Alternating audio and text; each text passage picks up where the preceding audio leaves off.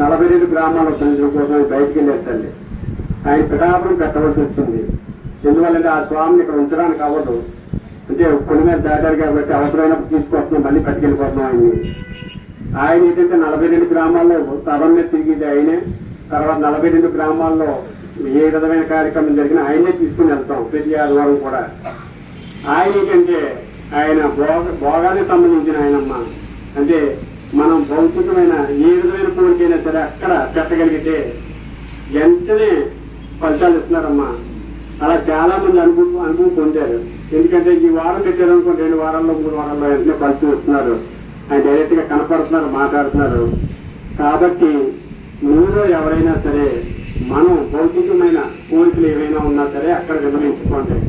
ప్రతి స్వాతి నక్షత్రం రోజు తర్వాత పౌర్ణమి రోజు అక్కడ వ్రతాలు స్టార్ట్ చేసామమ్మా.